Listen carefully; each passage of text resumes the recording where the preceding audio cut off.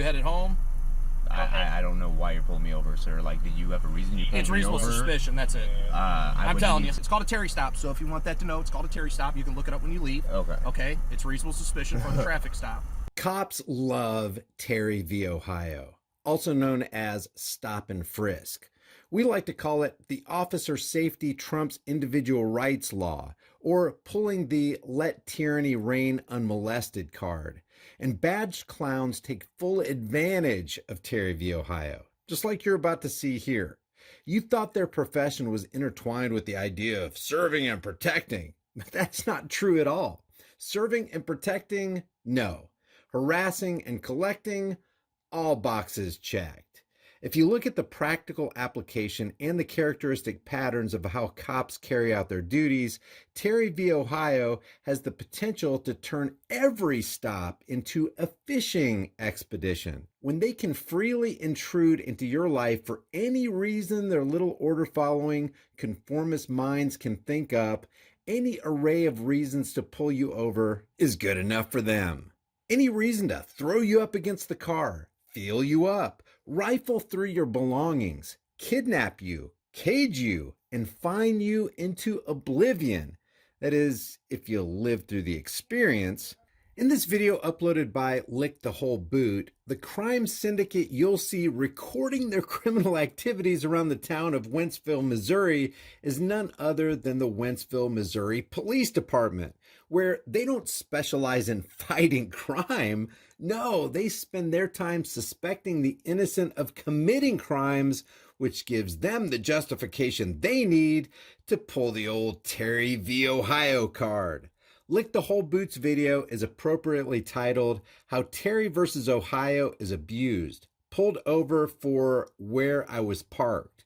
And before we get into this video, it should be noted that Lick the Whole Boot FOIA requested this cop's body cam footage, and the crime ring down in Wentzville, Missouri, at the police department, initially tried to charge him $400 for it, but later released it for the low price of $45. Because it's all about transparency with those guys. This is why it's always good to have at least one camera, if not multiple cameras from multiple angles recording at all times. This is your insurance policy. The ideal would be a front-facing, rear-facing, and cab-facing dash cam with an accompanying phone so you can record the audio. Some of those dash cams don't record audio very well.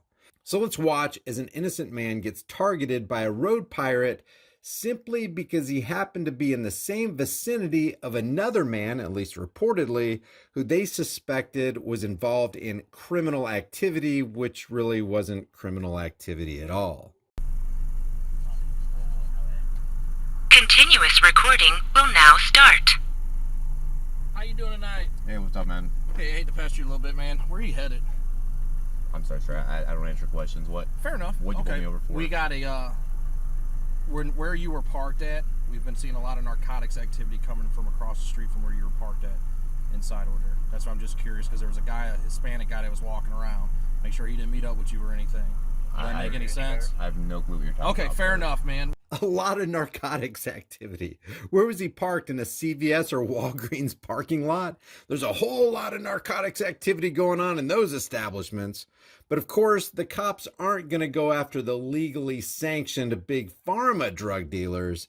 They want to go after the small-time guys who've opened up a street business to feed their families. And what did the Hispanic guy do? Did he force others to interact with him when they didn't want to? Did the Hispanic guy harm somebody or steal their money? Why do cops feel like they want to criminalize two consenting adults engaged in a peaceful, voluntary business transaction? So if we just take this cop at his word, not only was the Hispanic guy not suspected of a real crime, now he wants to project that non-crime onto Lick the Whole Boot. No doubt in hopes that they'll snag yet another occupant in the prison industrial complex scheme fashioned against the peasant class. Where you headed home? I don't know why you're pulling me over, sir. Like, did you have a reason you pulled me over? It's reasonable suspicion, that's it. I'm telling you. Some more than that, sir. I can't hear you. I'm done. Sir, I mean, I've got a dash cam from where That's I was fine. parked and Understandable. everything, You're so- recorded too. Yeah. So, I just told you. but reasonable suspicion of what crime? Narcotics activity that occurs over at the subdivision you were just at. That's what I just told you. I'm just making sure. No. Fair enough. That's all I was asking. It's Oh, called a reasonable okay. suspicion. It's called a Terry stop. So if you want that to know, it's called a Terry stop. You can look it up when you leave. Okay. Okay. It's reasonable suspicion for the traffic stop. Okay. right. That's Okay. all it is, buddy. All right. So there's your ID. Okay. I'm just making sure that Hispanic, that guy that was walking around, because we just encountered him a little bit ago with some dope, but he got away. So I'm just making sure, because you were parked right across the street from his house. That's all. I'm just making sure everything's legit. Oh, okay. You're free to go. I have no clue what you're talking about, but all right. That's why that's why you're free to go, man. 'Cause you have no All right. clue. Oh, okay. All right, brother. Thank you. All right, man. You have a safe night. Okay. All right. Now, James Freeman brought the decision in this case right here out in his handling the video.